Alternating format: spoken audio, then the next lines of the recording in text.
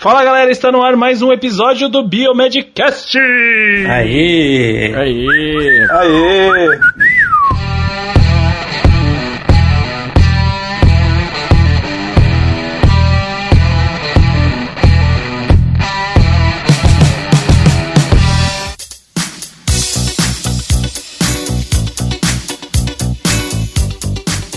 Meu nome é Otávio e sejam bem-vindos ao 50º episódio. Chegamos! Aê! Quem diria que a gente ia chegar lá? O retorno. Renascendo das cinzas, a Fênix do Biomedcast. Parte 7. Fala galera, aqui quem tá falando é o Bruno, de Goiânia. Mais um ano aí, né? A gente iniciando esse trabalho em 2017, começando com tudo, várias novidades, desafios, mais trabalho, né? Como sempre. E começar esse ano, né, de Biomedcast com uma frase para vocês. Então, do nosso querido Dr. House: você não é derrotado quando perde, você é derrotado quando desiste. Opa! Gostei. Esse é do outro Excel do Bruno. Motivador. Excel motivacional, né? Tem o das piadinhas de Esse bactéria. ano é o ano motivacional. Tem o motivacional. Depois de 2016 a gente tem que estar motivado, porque o negócio foi preto, hein? Nossa Foi, senhora. cara. Que esse ano 2017. seja light. Pra mim não vai começar nada light, né? Na verdade, pra mim já começou um ano porreta, como dizem meus colegas. Fala galera, aqui quem fala é o Luiz, diretamente de São Leopoldo. E agora, né, oficialmente no primeiro episódio do ano, né, agora é o time completo e estou muito animado, né, vamos então falar sobre a febre amarela, se foi surto, se foi epidemia, vamos conhecer um pouco mais sobre esse assunto e é isso aí. E aí, pessoal, aqui é o Rogério e chega de enrolação, vamos lá, porque a gente tem que começar logo, porque o pessoal tá ansioso pra saber o que a gente tem a falar sobre esse assunto, que é a febre amarela. Vamos que vamos. Isso aí, vamos lá. Aí, galera. Larga a vinheta, Rafael.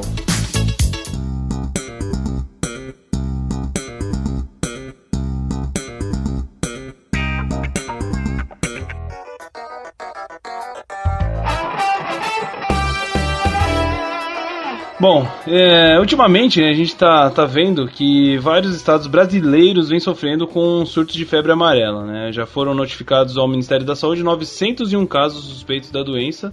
Desse total, 708 casos ainda permanecem em investigação, 151 foram confirmados e 42 já foram descartados. Dos 143 óbitos que já foram notificados, 54 foram confirmados, 86 são investigados e 3 já foram descartados também. Isso enquanto a gente tá gravando agora, né? Pode ser que daqui, quando você estiver ouvindo, já tenha mais casos, né? É um número bem grande de casos, né? Pelo que a gente vinha aí. Exatamente. Com certeza tem, né? Infelizmente tem mais casos. Mas qual é o agente etiológico da febre amarela e como que ela é disseminada? Você sabe dizer, querido ouvinte? Bom, agora você vai poder conferir algumas informações mais importantes de que todo biomédico, assim como qualquer profissional da saúde, deve saber. Bom, então, e a gente viu esse surto, né? E a febre amarela é uma infecção viral, né, causada por um vírus, que também é denominada arbovirose, né? Então, um vírus, quando ele é denominado arbovirus, quer dizer que a transmissão ocorre através de um vetor artrópode. Entre as arboviroses que afetam o homem, 13 são causadas por vírus da família Flaviviridae e do gênero Flavivirus.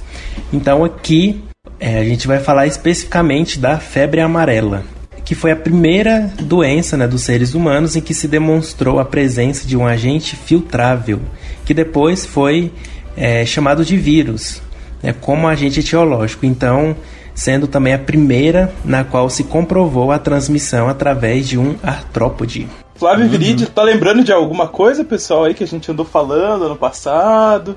Né? Tal do Zika, sei, cara, tal do uma zica dengue. esse assunto, né? Zika.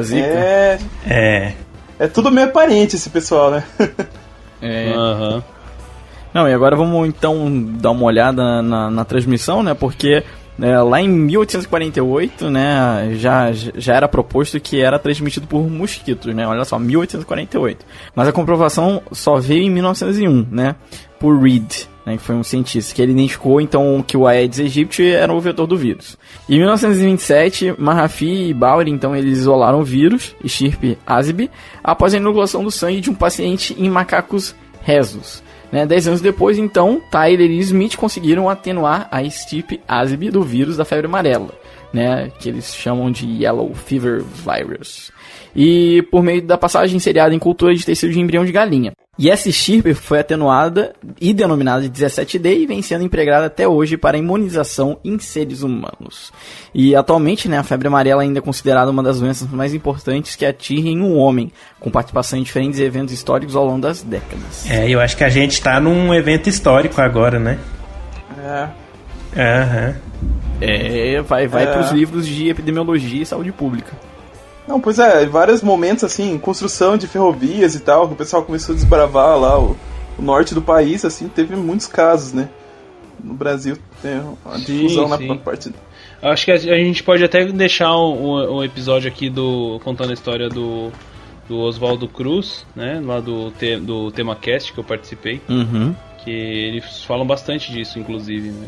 O pessoal sofreu bastante. Pra quem estiver mais interessado na história da febre amarela no Brasil, assim, né? Nesse desenvolvimento todo, é um episódio, assim, que dá pra recomendar, que tá bem interessante lá, né? Uhum. Se aprofunda bastante na persona do Oswaldo Cruz e nas doenças que ele pesquisou, né?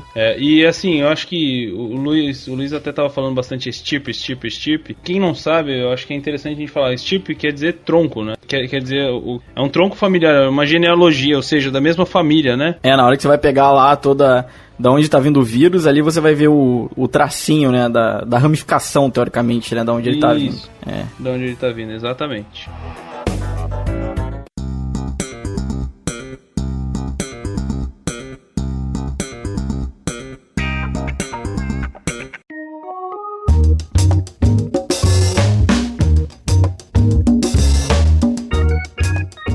Então, você tá falando do tronco aí, do gene e tal.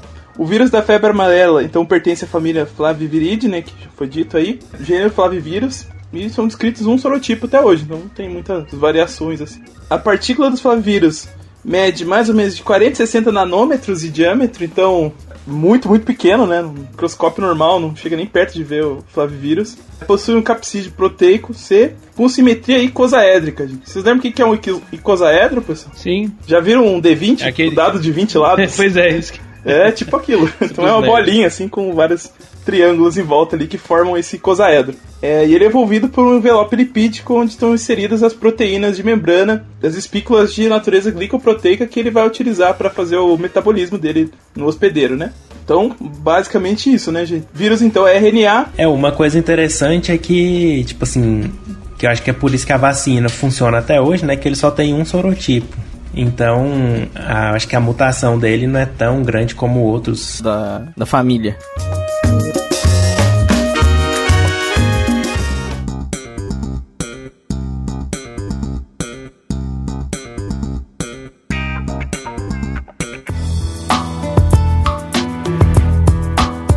Agora que a gente já sabe, então, bastante sobre a estrutura, né, e um pouco sobre a replicação do vírus, vamos aprofundar um pouco mais nessa patogênese, né. Então, o vírus ele vai penetrar através da pele, né, com a famosa inoculação do mosquito infectado, assim como na dengue, zika, chikungunya. Ele vai ser replicado inicialmente nos linfonodos regionais, né. Depois ele começa a se disseminar via corrente sanguínea e vai atingir os outros órgãos, como fígado, rins, medula óssea, sistema nervoso central, coração, pâncreas, baço, enfim, linfonodos, os outros linfonodos e tudo mais. As lesões que são causadas, elas estão relacionadas com um órgão onde ocorre a replicação viral, né? Então, isso vai acabar causando uma necrose celular. As lesões são mais predominantes no fígado e nos rins, com destruição de grande quantidade de células parenquimatosas, né? Isso aí, então, o fígado vai estar aumentado de volume, né? E é no fígado que vão encontrar as alterações como necrose médio-zonal dos lóbulos hepáticos, esteatose e degeneração eosinofílica dos hepatócitos, que vão denotar uma lesão hepática devido à apoptose das células, né? Então, o fígado é o principal órgão atingido pelo vírus e por isso que o paciente vai ter a icterícia, né? Então, por isso que é febre amarela. O paciente fica amarelo por causa da icterícia, por causa do fígado que está com essas lesões, né? Então a replicação do vírus acontece nas células de Kupffer, que são os macrófagos hepáticos, né? Que vai levar a diminuição na taxa de formação de protrombina e icterícia. Só que a resposta inflamatória é ausente ou fraca, né? Então esse paciente também vai ter deficiência na protrombina. No caso da icterícia em si, é porque o fígado para de processar as bilirrubinas da forma normal, né? Elas acabam se acumulando e vão parar embaixo da pele e tal. Não tá funcionando direito, né? Aí ele gera a icterícia, né? Que é o quadro que dá o amarelão aí que o pessoal fala. E além do fígado que o Bruno disse, né? A gente também tem problemas aparentes nos rins, né? Eles ficam aumentados, né, no volume deles, né, com edema intersticial, né, e discreto infiltrado inflamatório mononuclear. E também o epitélio tubular pode apresentar desde degradação turva até franca necrose devido à coagulação sanguínea, né? Então, além também dessa lesão ter sido provocado pela provocação do vírus, né? Tem então o processo de coagulação sanguínea intravascular disseminada, que também pode desempenhar importante papel na fisiopatologia da doença. O quadro de CIVD. CIVD é grave, né? É grave demais. A gente que passou no hospital sabe que essa sigla de vez em quando aparece e sempre dá um susto, né? A gente ouve falar em CIVD. É verdade. Nem me fala, Jorge.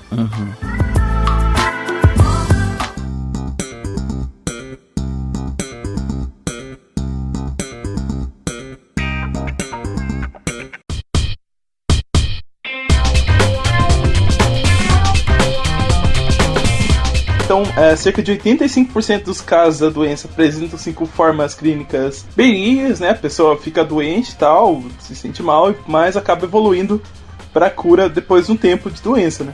Em outros 15% os quadros são mais intensos, né? Mais dramáticos, e a mortalidade daí, se for uma febre amarela mais agravada, né? Ela pode chegar em torno lá dos 50%, né? Desses casos que não evoluem para cura naturalmente assim. A febre amarela é caracterizada por apresentar um quadro clínico que é bifásico, né? Então ele tem 2 fases separadas por um curto período de remissão. Então na primeira fase a viremia é um quadro clínico específico, corresponde às formas leves e moderadas da doença. Nesse quadro vão até poder confundir aí com uma outra doença, né, viral e tal, febre, as coisas assim. E na segunda fase, aí começa a ter disfunção hepato-renal, hemorragia, vai aparecer os sintomas clássicos. E essa é a forma mais grave daí que pode aparecer. Pois é, então o período de incubação ele vai variar entre 3 e 6 dias, né? O que se observa na maior parte das pessoas que são infectadas, eles apresentam uma infecção subclínica. Então quando os sintomas ocorrem, eles vão aparecer de forma súbita, né? Como febre alta, mal-estar, dor de cabeça, dor muscular, cansaço, calafrio, né? E podendo também, em alguns casos, apresentar diarreia e vômito, né? O que a gente observa, como toda infecção viral, uns sintomas inespecíficos, né? Ou seja, difícil você diagnosticar clinicamente, né? Bom, e aí, o que a gente vê depois, né? Aí a maioria dos pacientes, depois de 4 dias, eles têm uma recuperação completa, né, do quadro. Só que, no entanto, aproximadamente 15% dos pacientes, depois desse período de remissão, sintomas reaparecem, evoluindo para a forma grave da doença que o Roger já citou ali anteriormente, né? E esses pacientes, eles vão apresentar febre alta, dor no estômago, diarreia, vômito. E isso pode inclusive ser, o vômito pode ser hemorrágico, né? O pessoal conhece como vômito negro. Enfim, além disso, outras manifestações hemorrágicas como equimoses, epistaxe e gengivorragia. Equimoses são hematomas pelo corpo, né? O pessoal conhece como... são as manchas avermelhadas e escuras na pele. Epistaxe é sangramento nasal e gengivorragia, o próprio nome já diz que é sangramento na gengiva, né? Enfim. É como se fosse o vírus, primeiro ele se comporta de forma normal e depois ele migra para os órgãos, né, para se proteger até do sistema imune. E nessa migração para os órgãos é que começa a ter os sintomas mais graves, né? Porque uma infecção no fígado, nos rins, aí fica bem complicado. E esse problema aí de hemorragia, né, por causa lá da protrombina, né, que tá diminuída, assim como a função do fígado, né? Então o fígado produz os fatores da coagulação, né, produz várias proteínas, processos. O fígado é muito importante para o nosso corpo, e uma vez que ele tá lesionado, né, então é muito grave isso, né? Então o paciente sofre muito. E sim, os pacientes mostram essas alterações das funções hepáticas, né, devido ao funcionamento inadequado do fígado, além do comprometimento renal, com diminuição do volume urinário, que evolui até para anúria total. Então a pessoa para de urinar praticamente, né? Seguida de coma, né? Então Nos casos graves, 50% dos pacientes vão evoluir para o óbito e o restante se recupera totalmente sem deixar sequelas. Então a doença ou vai ou racha, né? Mas o que aconteceu? Olha, ela tem febre amarela, mas e o prognóstico? Olha, é ou vai ou racha, né? 50%. 50-50. 50-50. É tipo previsão do tempo em Curitiba. 50, vai chover, 50, caramba.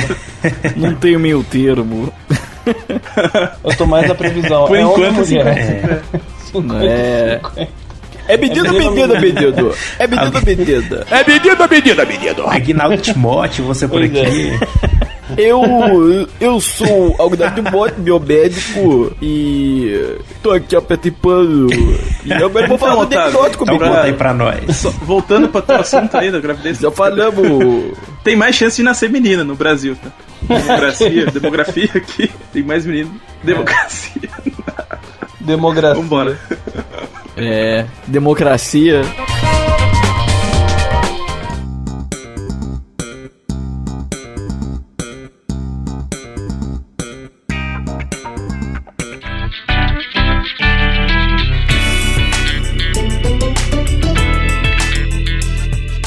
Bom, pessoal, então vamos falar, depois dessa imitação ridícula de Aguinaldo Timóteo, vamos falar sobre o diagnóstico, que é muito importante, né? E eu já vou falar por que essa importância, né? Porque a confirmação do diagnóstico de febre amarela, ele é muito importante, não só em relação às medidas de saúde pública, né? Como também na diferenciação de outras infecções com manifestações clínicas semelhantes, tais como aquelas observadas na malária, leptospirose, hepatite, febre maculosa brasileira e febre de hemorrágica. E o diagnóstico da febre amarela, ele pode ser feito por isolamento e identificação viral, pesquisa de anticorpos e detectação do ácido nucleico. Pois é, Luiz, então, você comentando sobre diagnóstico aí, feito por isolamento e identificação viral, cara, parece tão simples, né, tipo, isolamento e identificação viral, mas não é tão simples assim, né, cara, isso aí são empregadas algumas técnicas de biologia molecular que são essenciais, na verdade, para você poder fazer esse isolamento, né, e identificação viral. Porém, essa pesquisa de anticorpos é muito mais simples, né, muito mais barato também você fazer. O problema é a inespecificidade, né? A gente não vai ter uma especificidade tão grande, né? A reação cruzada com os outros vírus da família, né? Exatamente, né? Porque os anticorpos, eles são muito semelhantes, né? E claro, se você tem ali a identificação de um anticorpo contra a febre amarela, você pode muito bem, se você já teve dengue, ou se você tem dengue, por exemplo, junto, né, você vai acabar tendo uma reação cruzada. Né? Isso aí. Esses anticorpos não são específicos, né? Então é isso, é interessante, né? No caso, o material de escolha para isolar o vírus dos pacientes é o sangue, né, o soro do paciente, onde tem mais abundante, né, o material aí do vírus, coletado até o 4º dia da doença. Não é indicada biópsia de fígado, né, por conta da hemorragia. Então, se você tem uma infecção no fígado, todos os seus fatores de coagulação se diminuem bastante, né, então o risco de você ter hemorragia é muito grande. O sangue e o soro, então, coletado do paciente até o 4º dia para fazer a identificação, pode ser inoculado em culturas de células de animais. Então pode ser rim de hamster, rim de recém-nascido, rim de macaco e tal, várias algumas células animais, e em culturas de células de mosquito, como o Aedes albopictus, né? E o Aedes pseudoscutelaris. Então eles vão inocular o vírus lá para ver ele se desenvolver, a partir daí conseguir isolar. E depois desse isolamento, né, a identificação pode ser feita por teste sorológico. Então a gente pode fazer o teste de neutralização, inibição com hemaglutinação, fixação de complemento, imunofluorescência, ensaio imunozimático. E aí, como o Otávio falou, a gente vai falar mais pra frente, os testes moleculares, né? Pois é, então. Agora eu acho que é interessante a gente explicar um pouquinho melhor, né, sobre a sorologia para a pesquisa desses anticorpos, né? Como eu já disse, a sorologia ela produz resultados bem definidos quando realizada em pacientes expostos pela primeira vez, né, a um flavivírus. Ou seja, aquele paciente que nunca teve contato nem com dengue, nem com zika, nem com chikungunya, nem com febre amarela, nem com nada, né? Então, para esses casos é bom, né, porque ele não vai ter produzido o tal do IgG lá, né, que não vai ter a memória, não vai já ter anticorpo que que possa interferir na análise, né? Só que, no entanto, o que a gente vê, né, quando a pessoa ela já foi exposta anteriormente a outro flavivírus, né, que é o caso de grande parte, se a gente for considerar a população Brasil, né, a população que já foi exposta a qualquer uma das doenças causadas por flavivírus, ou seja, todas essas que eu já citei, né, que estão em alta hoje em dia, a reação ela vai ser rápida e intensa em função da memória imunológica prévia, né? Ou seja, a produção dos IgG da vida. E assim, a chance de dar um falso positivo é muito grande. Então, é uma coisa preocupante. É bem complicado, né? E nesse caso, então, os anticorpos heterólogos, né, são iguais ou mais elevados que os específicos, né? Então, os anticorpos daquelas outras infecções, eles têm uma quantidade igual ou maior do que o específico da febre amarela, né? Dificultando a interpretação das reações sorológicas. Aí é o caso que o Otávio falou, que pode dar um falso positivo ou um falso negativo, dependendo, né? Então, podem se realizar a sorologia pareada, empregando o teste de neutralização, inibição da hemaglutinação, né, que é outra metodologia, e a fixação do complemento, né, que é outra metodologia também. Assim como a pesquisa de anticorpos específicos da classe IgM, que aí já não teria o problema do IgG, né? IgM seria específico daquele momento, por imunofluorescência, né, e o ensaio imunoenzimático, que é a nossa conhecida ELISA, né? Uhum. Assim, o que eu vejo, eu posso até, eu acho que citar um pouco da minha experiência aqui na assessoria ali no DB, é que o IgM, cara, dependendo da doença que você já teve, por exemplo, o cara que teve contato com Epstein-Barr, e ele faz a dosagem de IgM por toxoplasmose, e se for mulher ainda, cara, se for grávida, né, gestante, tem grande chance desse IgM dar um falso positivo na toxoplasmose. Assim, é bem complicado, galera. Então, os médicos, eles têm que estar muito atentos, assim, sabe? Porque, às vezes, o médico, ele solicita a sorologia lá, solicita o IgM e tal. IgM por quimioluminescência ou por ELISA, né? E ele confia 100% naquilo, mas, na verdade, ele tem que saber que aquilo é um teste de triagem, né? Ele é considerado triagem, porque o diagnóstico ele só vai ter através mesmo da detecção do DNA, né? Que eu acho que o Luiz pode explicar um pouquinho pra gente. É engraçado essa parte da imunologia, que eu até dei aula disso ontem, que eu falei assim, né, que para fazer um diagnóstico na imunologia, você tem que usar pelo menos umas 2 metodologias diferentes para confirmar, né? Porque tem muita interferência, muito anticorpo que pode reagir, reação cruzada, né? Então, pode ter falso positivo, falso negativo, dependendo da sensibilidade e especificidade do teste, né? E outra coisa, essa sorologia pareada é interessante também. Então, vai lá, o paciente está com sintomas, faz a dosagem de IgG. E aí, depois, em outro dia, né, ou em outro momento, faz outra dosagem. E se aumentar, né, esse valor da IgG, quer dizer que provavelmente o paciente está com aquela infecção, né? Agora, se manter o mesmo ou até diminuir, quer dizer que esse IgG é de outra infecção, né, infecção passada. Então, essa sorologia pareada é interessante também para o diagnóstico. É engraçado que hoje em dia a gente tem IgG e IgM para quase tudo, né? Qualquer tipo de doença infecciosa, você tem IgG e IgM. E assim, o Bruno resumiu bem, assim, uma grande parte do trabalho que eu tenho ali na assessoria científica, sabe? Grande parte dos questionamentos que vem pra gente é com relação a isso, sabe? IgG e IgM ali, às vezes avidez, dependendo do teste, avidez de IgG, né? Tem lá, por exemplo, sífilis, né? Que a gente tem técnicas que a gente precisa empregar, que são testes treponêmicos e não treponêmicos, enfim, pra você poder dar um diagnóstico, enfim. Tem muita coisa, cara, que assim, a gente nem imagina, sabe? Na prática, a dificuldade que você tem para dar um diagnóstico mesmo de uma doença infecciosa. Agora eu vou sentir isso na pele. Agora entrando em estágio, lá no hospital vai aparecer de tudo, né? Pois é, Luiz. Você vai ver qual é que é. Vou ver, né? E agora vamos falar um pouco do último teste que a gente pode fazer, que é a detecção do ácido nucleico viral, né? Então, para a detecção do ácido nucleico viral no sangue do paciente, é claro, né, a gente pode utilizar a reação em cadeia da polimerase, né, que é a PCR, associada à reação de transcrição reversa, que é a RT-PCR convencional ou em tempo real. E também hibridização em microarranjos, né? E a hibridização em microarranjos não é empregada ainda no diagnóstico de rotina. Vocês sabem por quê? Deve ser por causa do preço, né? Caro, assim. Não sei. Ou não tem uma técnica padronizada. Não é por a especificidade. Não? microarranjo é bem complexo também pra fazer, né?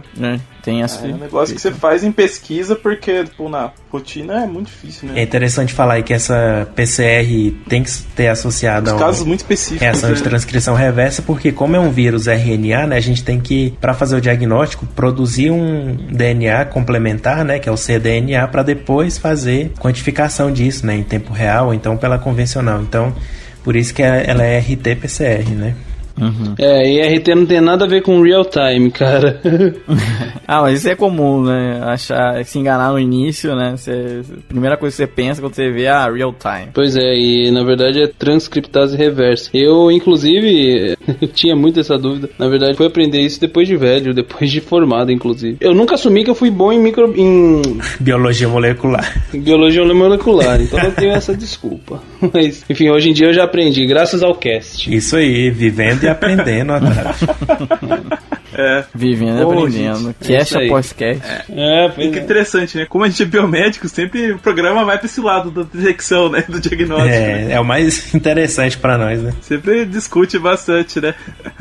Mas uma coisa assim, uma pergunta que eu queria lançar no ar pra vocês aí, assim, febre amarela tá aí desde 1900 e Guaraná com rolha, né? Então, no Brasil, sempre teve uma endemia de febre amarela em determinadas regiões, né? Então, de mata, né? Floresta cal e tal. E agora a gente tá vendo aí um processo que não sei assim a fundo e tal, mas de tá aparecendo mais casos em cidades e tal, né? Cidades grandes, até meio distantes dessa região de mata, né? Então a gente pode estar vivendo uma época aí de ter um número grande de casos mesmo você não estando lá no meio da mata, né? Acho que pode ter alguma mudança no vírus que causou isso, ou nos próprios mosquitos, ou a gente com as nossas campanhas para tirar água parada, essas coisas, a gente pode ajudar nesse sentido? O que vocês acham? Eu acho que vai entrar pra história, né? Aquele que o Luiz falou lá, vai ser um evento histórico, né? Que nessa década vai ser marcado por essa epidemia de febre amarela que tá tendo, né? Ainda mais por se eles realmente confirmarem que ela pode ser da modalidade, né, urbana. O Aedes aegypti está aí né? Pra transportar mais ele, né? Já não bastava os que ele transporta. Esse mosquito aí, eu vou te contar, viu? O mosquito filha da mãe, né? Meu Deus do céu. Nossa, dá dor de cabeça pras pessoas, hein? Literalmente. Eu acho que foi criado, sei lá, isso aí é uma, na verdade, né, teoria da conspiração, né? Isso foi criado lá no golpe militar pra dizimar a população, entendeu? Controle populacional. Controle populacional. Controle populacional, entendeu? Então isso aí não tem nada, isso aí é tudo governo que quer parar com o pessoal indo em mata. Contra o desmatamento, né? Brincadeira, gente. Né? Pois é. Com certeza deve ter uma pessoa pensando assim. Fora... Agora, ouvindo isso. É o Curupira, né? Vocês estão desmatando. Vou lançar aí. Mas uma coisa agora que eu lembrei aqui, né? Por que será que se tem a vacina, se só é um sorotipo, não tem tanta mutação, por que tá tendo esse tanto de caso, né? Jogou na mesa. Aí a gente tá vendo uma outra... Eu acho que o pessoal tava despreocupado e não vacinou. Eu acho que é isso. Pois é. É que fica muito naquela coisa, só vai vacinar se for em área de risco, né? Acho que o pessoal realmente deve ter ignorado um pouco.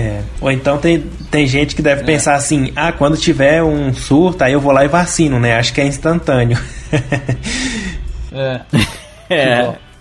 Pois é, mas aí é aquela história da economia burra, né? Eu não vou gastar com vacina aqui, porque o pessoal não tá indo pro meio da mata. Mas agora a pessoa morreu. 100 e poucas pessoas lá. A gente sabe que aqui no Brasil é melhor remediar do que prevenir. Pois né? Então...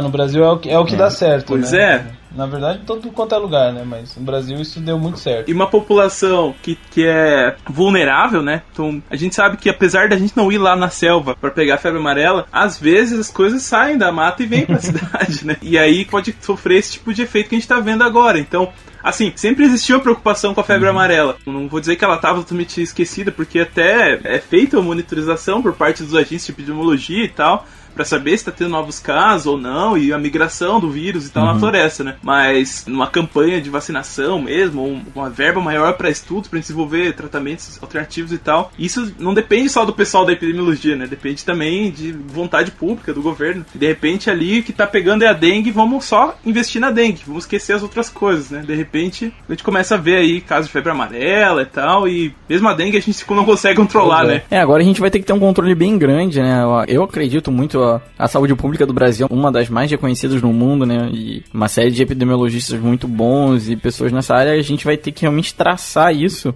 Vai ter que ser feito um plano a curto prazo e a longo prazo, porque não adianta a gente agora ignorar o fato, vamos resolver aqui e tal, não sei o quê, e daqui um tempo voltar, tal, e talvez voltar muito mais forte. Assim como a dengue, né? Assim como a dengue. Então, eu acho que o governo agora ele vai ter que realmente traçar uma estratégia para ver por que isso começou, da onde que isso está vindo, por que isso está agora se manifestando em áreas urbanas, que normalmente não se via, e fazer um plano de contenção e um plano de prevenção. A gente vai ter que parar de pensar aquela coisa, vamos esperar explodir para ir resolver, né? Então... Eu tava lendo que parece que eles estão querendo, né, estudando a possibilidade de incluir, né, a vacinação da febre amarela já no calendário de vacinação infantil, né?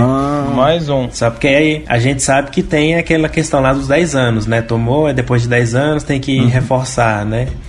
Então, a pessoa também, vacinei uma vez, não precisa mais não, né? Sei lá, então é complicado. E tem uma pergunta que a gente fez aqui no início, mas eu vou soltar a pergunta novamente aqui pra vocês. É surto ou é epidemia? Eu acho que é epidemia. Porque surto é uma coisa mais localizada, né? Já tá em vários estados. Então, uma epidemia. Pra mim, eu consideraria uma epidemia já, né? No nível que tá agora, eu também considero que... Considerando nível nacional, epidemia, certo? Epidemia. Passou de endemia a epidemia, né? Porque ela já tava circulando na surto é uma coisa muito pequena, né? E que é contida, teoricamente. Já deu um surto... local, é uma coisa muito específica. Tipo assim, uma infecção alimentar por uma bactéria. Numa escola, sei lá, ou então numa cidade isolada, né? Um surto de febre amarela, sei lá, numa cidade, né? Mas agora, como a gente já vê casos em diferentes cidades, em diferentes estados, isso já é considerado sim uma epidemia. Agora vamos ficar de olho pra saber o que vai ser feito, agora, né? Tem muito trabalho aí pra fazer, né? Justamente, né? Vamos torcer pra que... Cadê a Epitrack agora? Onício, salva a gente. Salva nós. Cadê a Epitrack? A gente podia chamar o Onício, né? Pra falar sobre isso um dia aí, né? Falar dessa epidemia, qual que é a opinião dele e tal. Ia ser show. Beleza. Vamos combinar sim. Verdade. Ia ser bacana. Tenho certeza que ele ia curtir falar.